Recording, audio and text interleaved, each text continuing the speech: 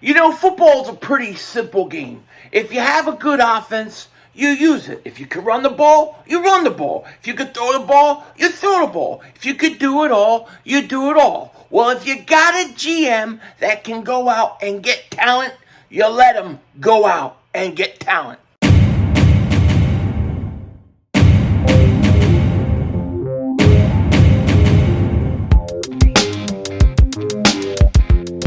Dallas still stinks. Yo, by the way, Dingbat here. I hope everybody's having a great day. We guys are doing well. Yeah, get in there.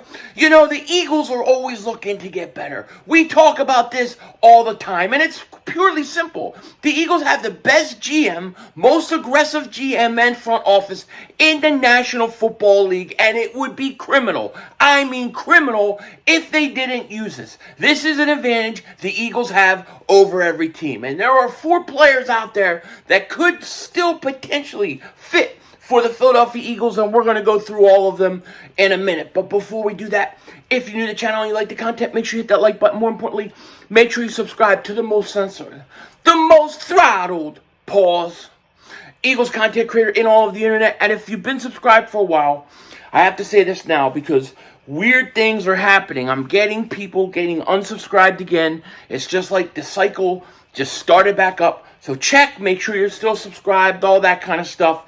And I appreciate it. So double check, double moonwalk check, and make sure you're good to go. Now, I know, we all at this point in the season, or before the season, I know we all have kind of like roster fatigue, right?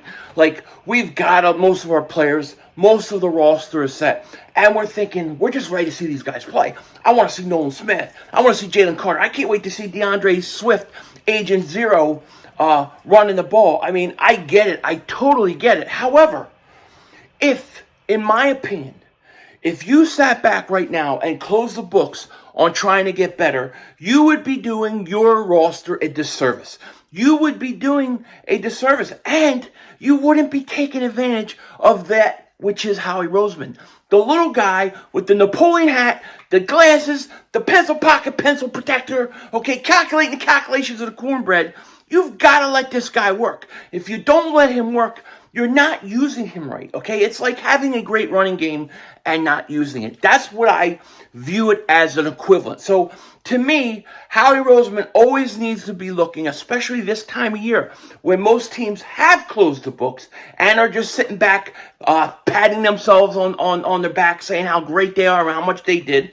Howie Roseman is usually looking to make a move, and we all expect it to happen. Now, there are certain guys that they could go out and get. I've told you, the number one guy for me most likely is Yannick Ngakoue. If I could go out and get Yannick Ngakoue, I would absolutely do it. But there are other players out there.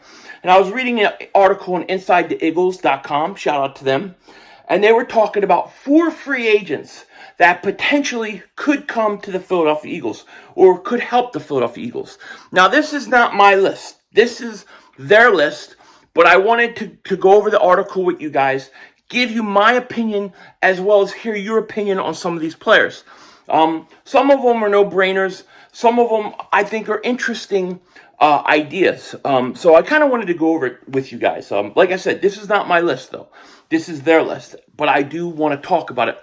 Because, like I said, I just can't accept that you have a guy like Howie Roseman and you just waste him. You just waste him. You say, oh, all right, we're good enough. Let's just sit back. I don't think you do that. I don't think that's how Howie works. If you look at the Eagles, the years that they're the best is when they've got the most movement out of their front office. Isn't it the weirdest thing? But it's so true. When their front office has a lot of movement and is aggressive, the Eagles are most successful. So in this list, they're talking about 4 potential free agents that could come and help the Eagles, okay? Some of them you've probably heard. Maybe 1 or 2 of them you haven't thought about. But like I said, this is not my list. This is Inside the Eagles. I put the link in the description so you can check it out yourself. However, the process doesn't stop.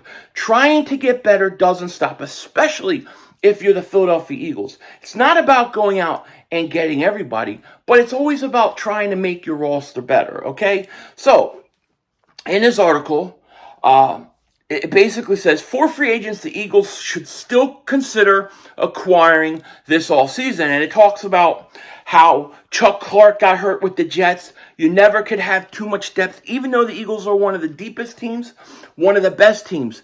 Depth is still very, very important. That I totally agree with. So in this article, there are 4 players. The first guy that they talk about that I want to talk about is DeAndre Hopkins. That's right. DeAndre Hopkins, obviously the ultra talented superstar wide receiver. But this is what they say about him and the potential fit with the Eagles. Hopkins, 31, hasn't played more than 10 games in the past 2 seasons. God, I need glasses so bad. I can barely see these words. He is uber talented when he is on the field. He has caught 106 receptions, racked up 1,289 yards receiving, and reached the end zone 11 times during that time frame. Still, Hopkins continues to age. He has injury concerns. Hopkins has endured a torn MCL in 2021, multiple hamstring injuries, at various points of his career. So what are the expectations for DeAndre Hopkins?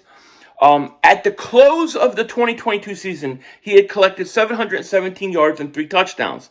That isn't what you expect from a former superstar, but again, he wasn't available for the Arizona Cardinals' first 6 games, and he was inactive for the final 2. So he still had 717 yards in what? After missing 8 games?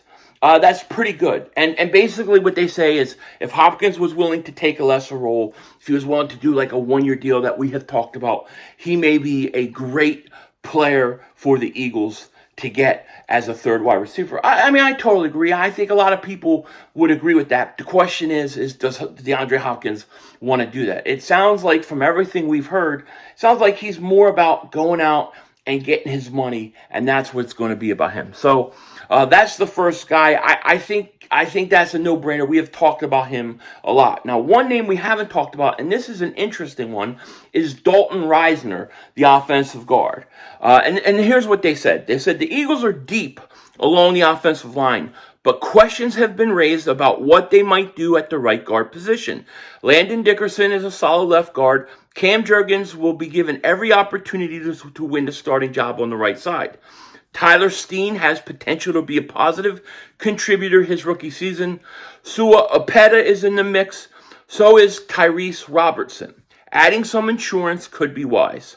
Dalton Reisner spent his first 4 seasons in the NFL as a member of the Denver Broncos. They let him walk during the offseason, but adding him to the Eagles' offensive line would give them another offensive lineman with starting experience. Reisner has accrued 3,775 snaps at left guard. He is a skilled pass blocker, but needs to improve his skill in the running game. Calling him a liability, however, would be inaccurate. So I think this is a very interesting idea. Like, do you want to go out and bring in somebody to compete at the right guard spot? Now, I perfectly feel comfortable with Stoutland saying he thinks Cam Jurgens is going to get it or Steen is going to get it. However, I like the idea of depth. You can never have too many offensive linemen, too many defensive linemen, too many defensive backs.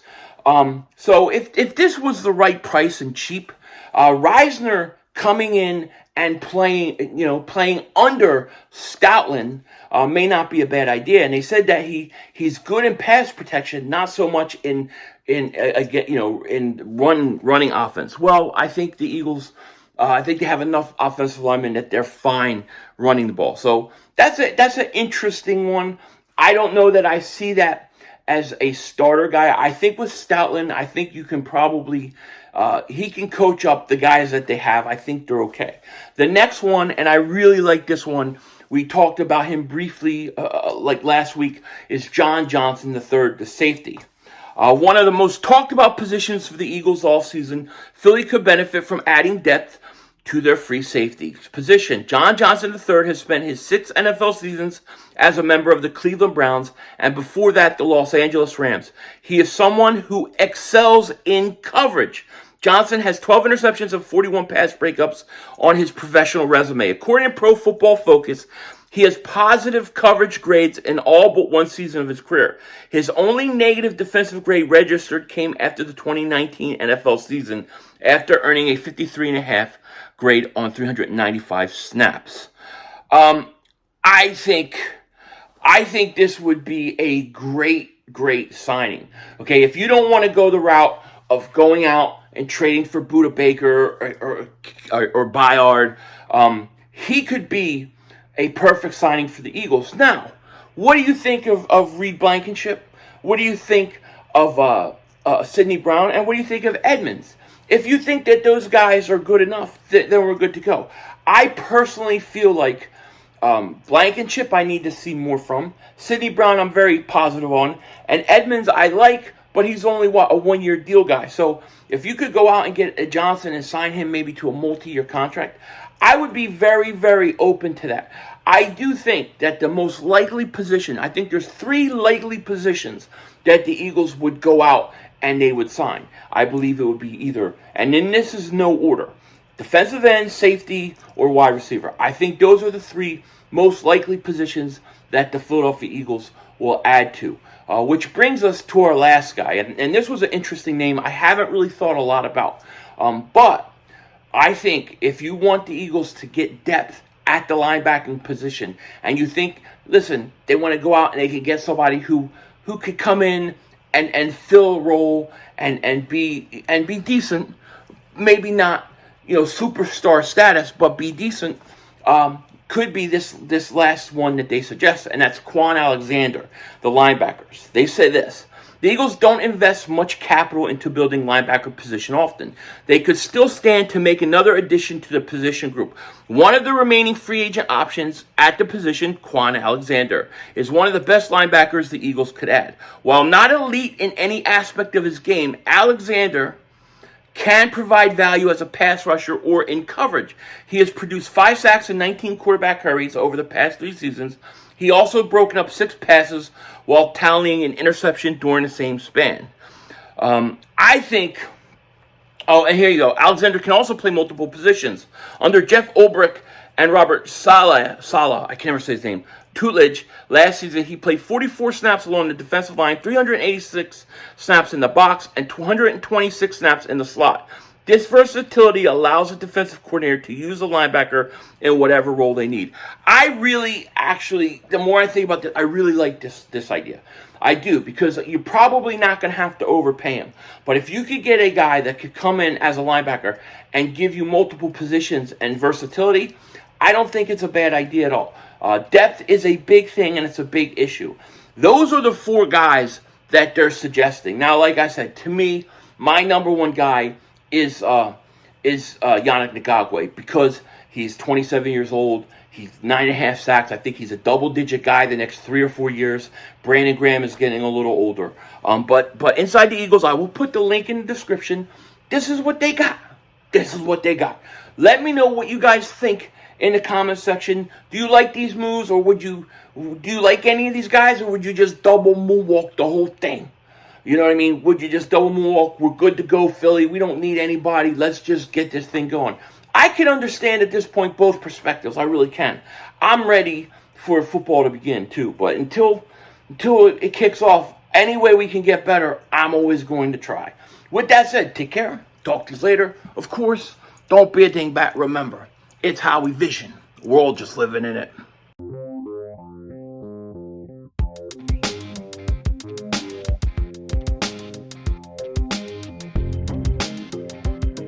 All right, so we got to talk about The Flash.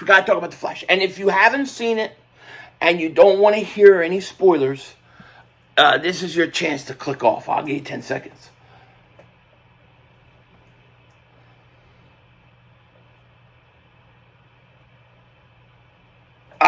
All right. So now I am going to talk about spoilers, but I got to get this out.